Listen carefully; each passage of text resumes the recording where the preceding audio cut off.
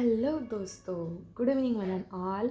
Welcome back to DS classes. आज हम पढ़ने वाले हैं CAD, that is nothing but coronary artery disease. और कोरोनरी आर्टरी डिसीज़ ये जो क्वेश्चन है वो हर बार विंटर या फिर समर के एग्ज़ाम्स में पूछे जाते हैं मेडिकल सर्जिकल नर्सिंग में। सो इसमें फर्स्ट हम देखने वाले हैं डेफिनेशन मतलब इसकी व्याख्या क्या है, कोरोनरी आर्टरी डिसीज़ कैसे होता है। देखिए, it is also known as ischaemic heart disease, इसे हम इस्चेमिक हार्ट डिसीज भी बोलते हैं। इट इज़ पार्शियल और complete obstruction of coronary artery that takes blood flow to the heart। जो ब्लड फ्लो हार्ट को होने वाला है, वो जो आर्टरीज है उसमें एथेरोस्क्लेरोसिस होने की वजह से क्या होता है, ऑब्स्ट्रक्शंस फॉर्म होते हैं। उस ऑब्स्ट्रक्शंस की वजह से ये जो हमारी आर्टरी है या फिर कोई हम बोलते हैं कोई ट्यूब है, उसमें से आगे जो फ्लो जाने वाला है ब्लड वेसल्स का, वो क्या होगा, कम होगा। इसलिए इस डिसऑर्डर की जो डेफिनेशन आती है उसे हम ऐसे भी बोल सकते हैं, इट इज़ अ पार्शियल और complete obstruction of coronary artery due to atherosclerosis। The main reason is atherosclerosis. Atherosclerosis is nothing but the development of fatty plaque in inner walls of arteries। जो arteries है heart की, that is coronary artery के जो inner walls है उसमें क्या होगा, एक प्लेक फॉर्मेशन होगा। क्या होगा, एक प्लेक फॉर्मेशन होगा। चलिए तो नेक्स्ट देखते हैं हम टाइप्स। उसमें है atherosclerosis, coronary vasospasm, coronary embolism and coronary arteritis. First है atherosclerosis. Atherosclerosis is nothing but the plaque formation in between the arteries walls of arteries। Next है vasospasm। Vasospasm is nothing but narrowing of our arteries।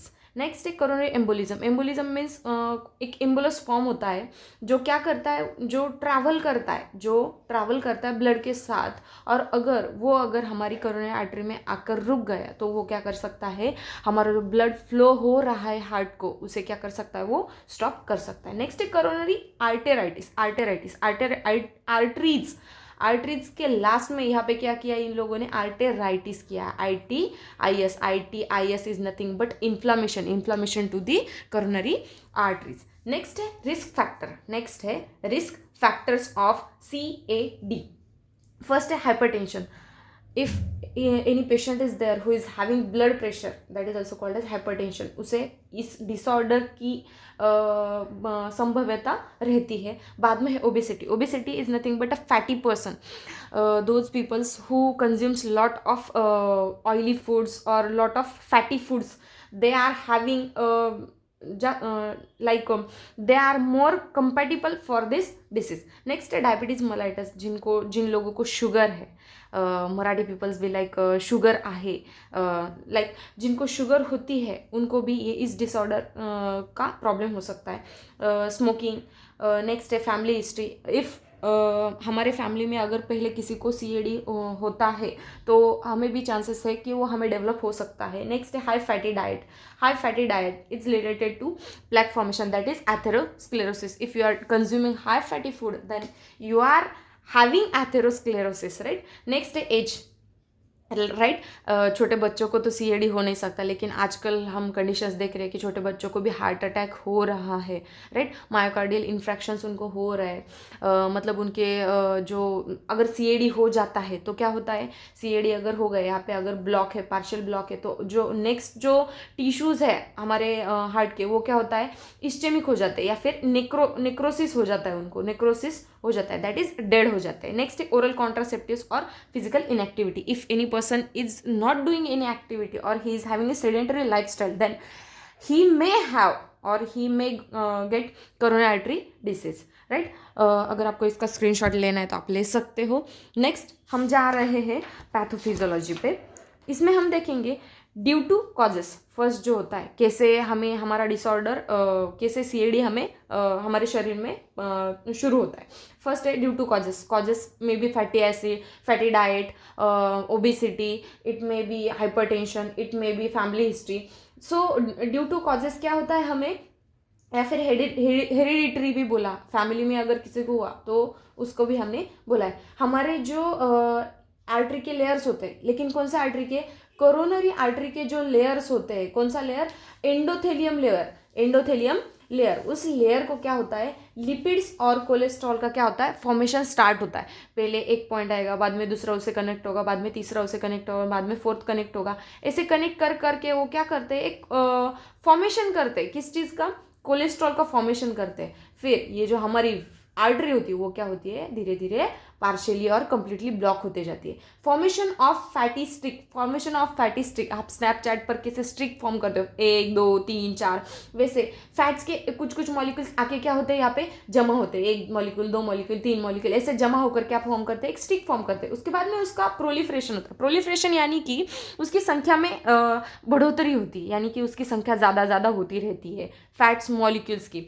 बाद में formation of fibrous plaque, बाद में जो हमारी artery है उसमें क्या फॉर्म हो जाएगा, एक प्लेक फॉर्मेशन हो जाएगा, राइट। और उसके बाद हमें दिखाई देगा पार्शियल या फिर कंप्लीट ब्लॉकेज इन अवर कोरोनरी आर्टरी। सो उसके बाद क्या होगा, इसके बाजू वाले जो टिश्यूज है वो क्या होंगे, नेक्रोस होने स्टार्ट हो जाएंगे। नेक्स्ट हम देखेंगे science and symptoms, that is clinical manifestations of CAD, asymptomatic in early stages. Early stages में जो होता है सीएडी वो असिम्टोमेटिक होता है, कोई सिम्टम्स शो नहीं करता, ठीक है। लेकिन बट बाद क्या होता है, बाद के स्टेज, बाद लेटर स्टेजेस में क्या हो सकता है, साइंस एंड सिम्टम्स क्या हो सकते हैं, अराइज हो सकते हैं। उसमें फर्स्ट आएगा एंजनल चेस्ट पेन। चेस्ट पेन एक माइनर चेस्ट पेन होता है, अगर हम रिलैक्स पोजीशन में बैठे या फिर स्लीपिंग पोजीशन में जाए तो वो जो पेन है वो रिलीव हो जाएगा। सिम्टम्स ऑफ मायोकार्डियल इन्फ्रैक्शन, हम लोगों ने हमारे यूट्यूब चैनल पे ऑलरेडी मायोकार्डियल इन्फ्रैक्शन का लेक्चर हो चुका है, तो आप वो रिफ़र कर सकते हो।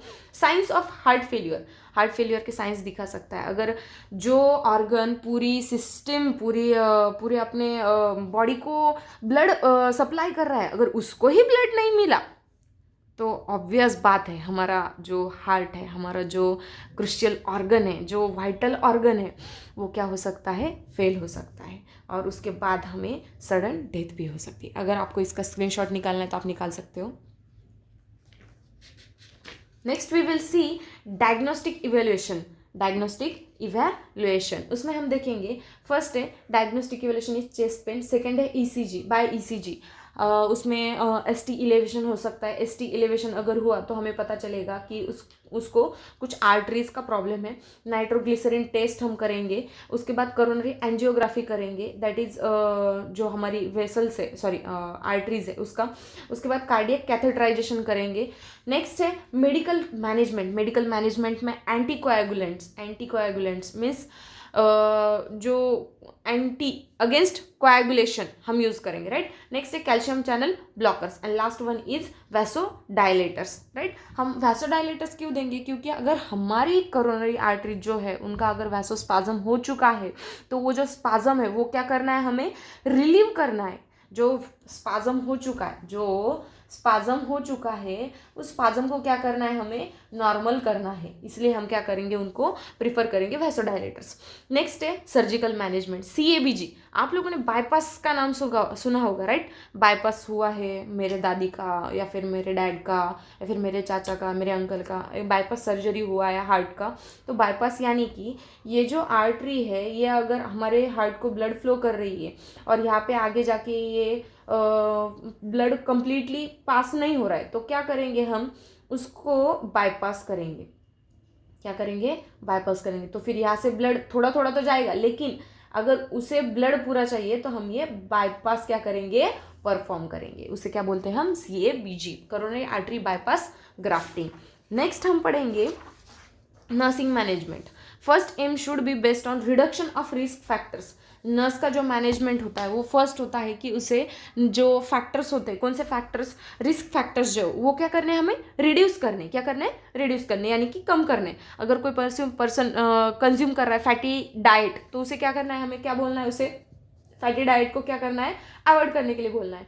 मेंटेनिंग डूइंग एक्सरसाइज, अगर फिजिकल इनएक्टिविटी होगी, आप फैटी डाइट भी कंज्यूम कर रहे हो और आपको लग भी रहा है कि आपको कुछ होगा नहीं, तो ज़रूर होगा, क्योंकि आपकी फिजिकल एक्टिविटी है क्या, नहीं। इसलिए आपको क्या करना है, मेंटेन करना है exercises, right. Control of diabetes, आपको खुद को डायबिटिक होने नहीं देना है। उसके बाद हम करेंगे अवॉइड सिगरेट स्मोकिंग। जो पीपल स्मोकिंग करते हैं, जो पीपल सिगरेट कंज्यूम करते हैं, उनको बोलना है कि आप ये अवॉइड करो, राइट। नेक्स्ट है reduce cholesterol level.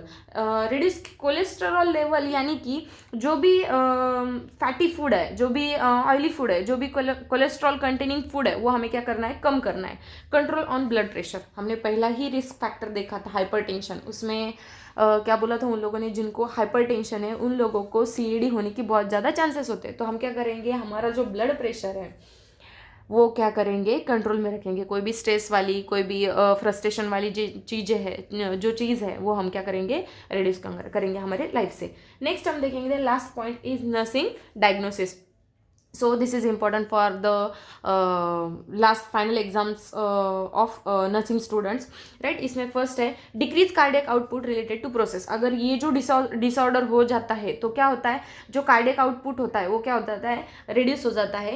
Acute angina pain related to ischaemia in cardiac muscle, जो कार्डियक मसल्स है हमारे, उसमें क्या होता है, नेक्रोसिस फॉर्म होता है। उसकी वजह से क्या होता है, एक्यूट पेन फॉर्म होता है, ठीक है। उसे हम क्या बोलते हैं, acute anginal pain. And last is anxiety related to disease condition. If अगर कोई पर्सन है, उसे अगर समझ में आ गया कि मुझे डिसऑर्डर हो गया है, तो उसके बाद उसको क्या होगा, एंजाइटी होगा।